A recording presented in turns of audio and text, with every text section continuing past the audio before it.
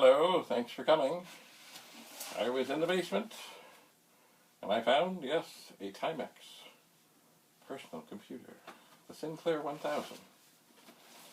Well, I got this from a fellow who is now a retired teacher, and I've never even looked out in the box. But the box seems to be in pretty good shape.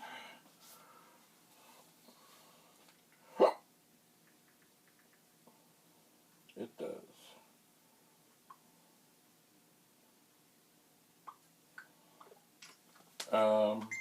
It does. So this pack includes computer, power adapters, leads, plugs for connection to TV and cassette recorder, and TV computer switch. Also includes a full instruction and computing course manual. How exciting. And shows a little diagram of what to do, how to hook things up. Revolutionary technology makes this computer possible. Well, let's see what's in here. Oh. Well, indeed. There it is. The TIMEX Sinclair 1000. I do believe, maybe it wasn't, oh, here, my votes. Channel 2, Channel 3. Something that looks kind of like a user port.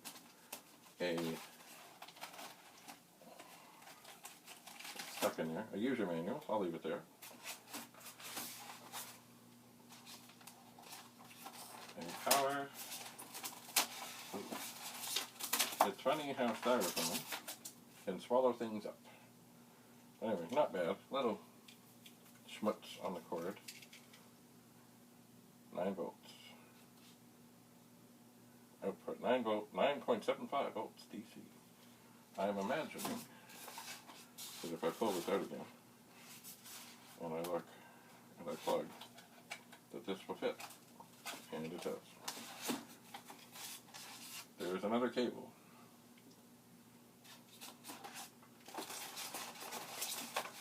There it is. Oh yeah, this looks like it would go to a television through some sort of switch box, which is not here. But I imagine your own TV codec lead. I wonder what kind of video it has.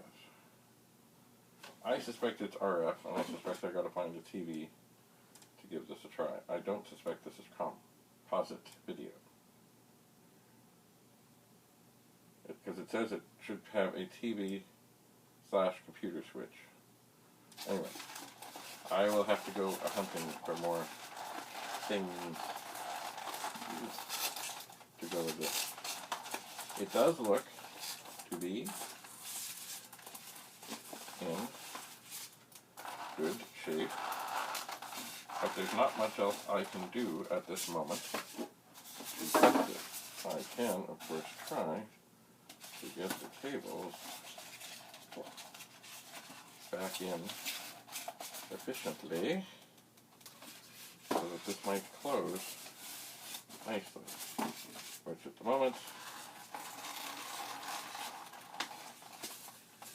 it does not. Is that in right? Oh, maybe because of that. Oh, okay. So, yes, my experience with the TIMEX Sinclair goes back to, there was a fellow I knew, my brother and I both knew in high school, and he seemed just hell-bent on being unique in terms of his computing experience. Nothing wrong with that. It's just that because this, as well as other mostly British things, were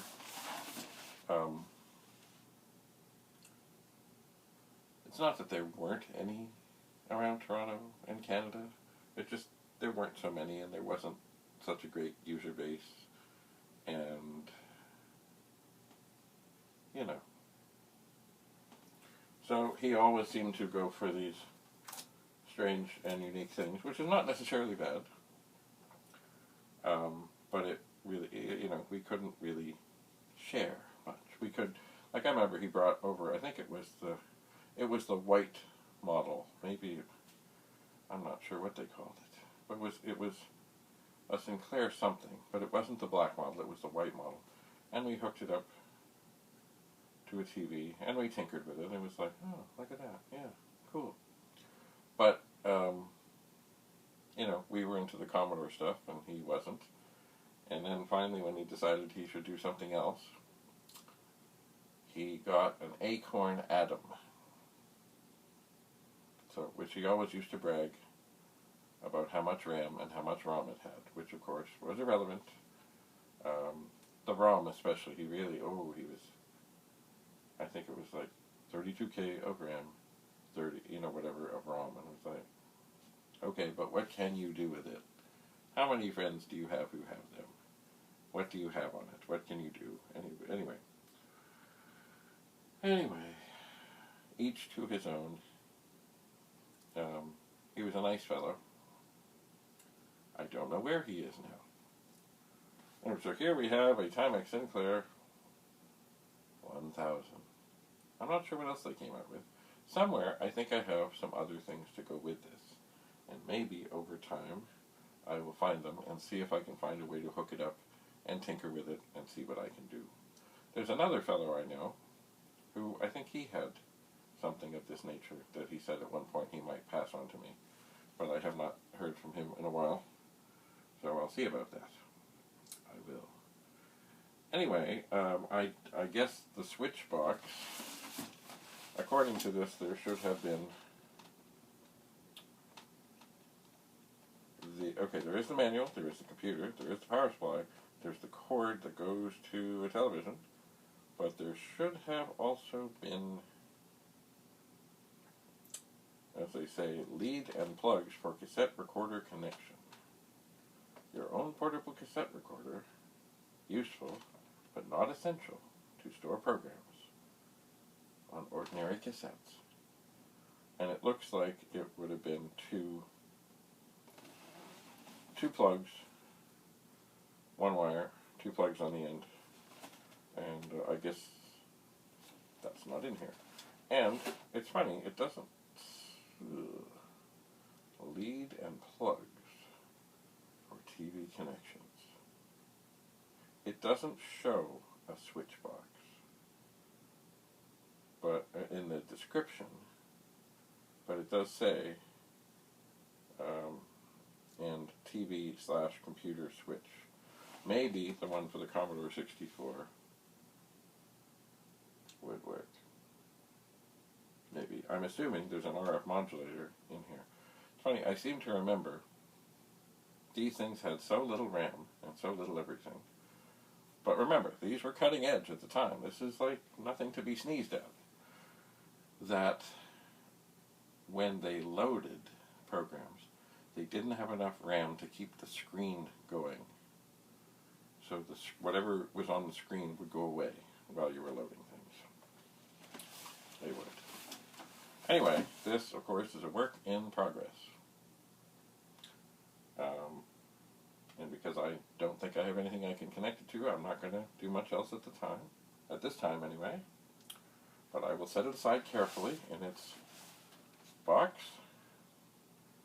And I'll see what else I can find now. Payless. Oh, there's a sticker from Payless. See, every bit of anything on a box is part of the history. Now this is Payless, and it says that it costs nothing. I don't tend to think that that is true. I just don't. Anyway, what I'm going to do at the moment is set this aside for further investigation. So, thanks for being here. I shall now return to the basement and see what I can find. I shall. So thanks for coming. Comments are always welcome. If you know anything about this, I'd love to hear more, because well, it may be somewhere in the vicinity of 40 years since I have tinkered with one of these, and the memory fades somewhat. It does. So, thank you. Come again. Bye for now.